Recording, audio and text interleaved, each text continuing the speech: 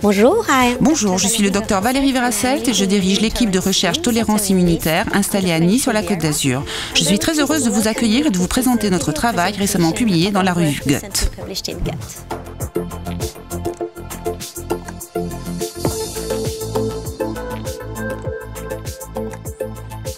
L'acarien domestique que l'on trouve dans les poussières dans les maisons est la principale source d'allergènes responsable d'asthme, rhinite et autres réactions allergiques.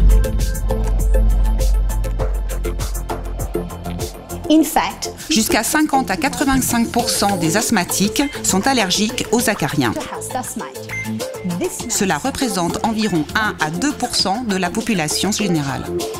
Dermatophagoïde pneumonicinus, en abrégé DRP, est l'espèce la plus commune d'acariens.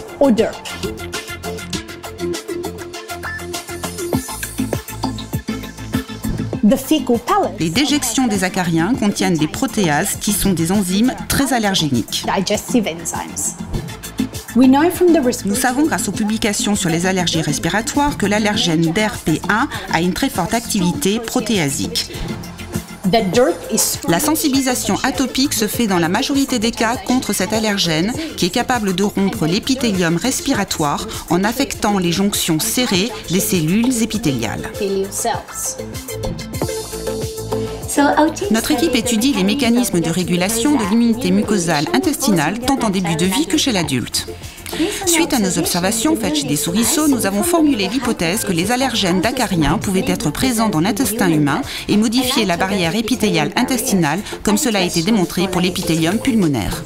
Si cette hypothèse est exacte, elle nous amènerait à penser que les acariens peuvent contribuer à la physiopathologie des maladies intestinales qui sont associées à un dysfonctionnement de la barrière intestinale, telles que le syndrome de l'intestin irritable et les maladies inflammatoires chroniques de l'intestin. Pour confirmer cette hypothèse, nous avons mis en place une étude avec Mary Tulik, une chercheuse spécialisée en immunologie translationnelle, et Thierry Piche, un gastro-entérologue spécialisé dans les syndromes de l'intestin irritable et dans les dysfonctionnements de la barrière intestinale. Nous avavons recueilli du fluide de 6 régions du tractus digestif allant du duodénum jusqu'au rectum et nous avons mesuré les niveaux de DRP1 par ELISA.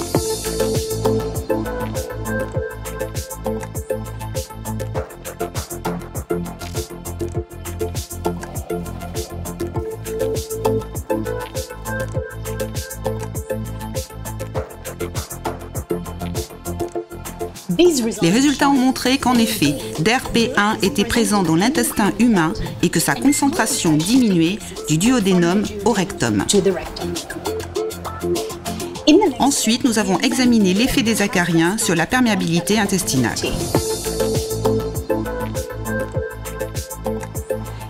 Pour cela, nous avons mesuré la perméabilité paracellulaire de biopsie du côlon à un composé fluorescent acide sulfonique à l'aide de chambres de Using.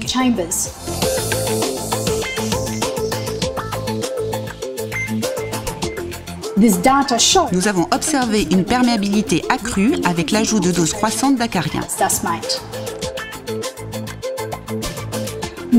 Sachant que la perméabilité paracellulaire est dépendante de l'intégrité des jonctions serrées, nous les avons examinées en microscopie électronique en collaboration avec Eningshi et Alan Walker de Boston.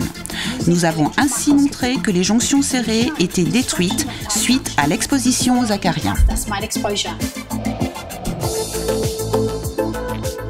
Les images d'immunofluorescence montrent une diminution de l'expression des protéines des jonctions serrées, zona occludens et occludine, suite à l'exposition aux acariens.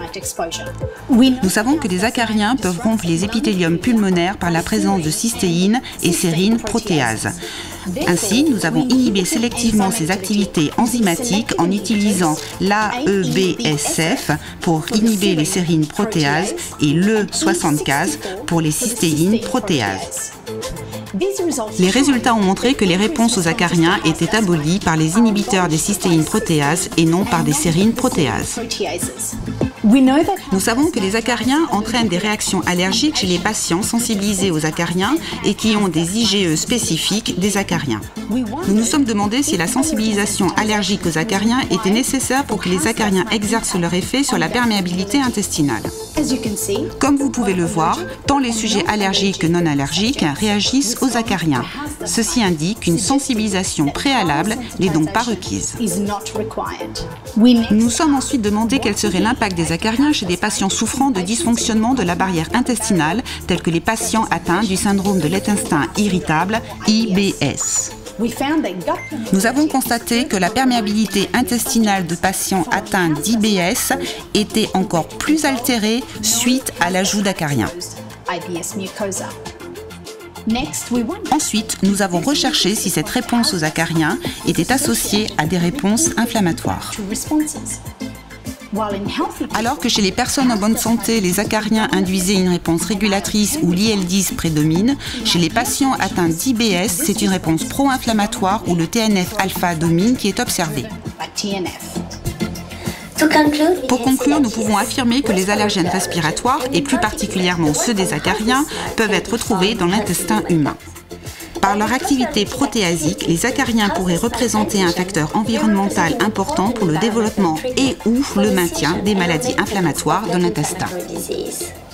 Notre travail devrait maintenant encourager la mise en place d'études épidémiologiques visant à rechercher s'il existe des associations entre l'exposition aux acariens et le risque de syndrome de l'intestin irritable ou de maladies inflammatoires de l'intestin. Ces observations ouvrent de nouvelles perspectives thérapeutiques pour le syndrome de l'intestin irritable et les maladies inflammatoires de l'intestin. Nous proposons de cibler les protéases d'acariens ou encore d'agir au niveau de l'environnement pour modifier l'exposition aux acariens.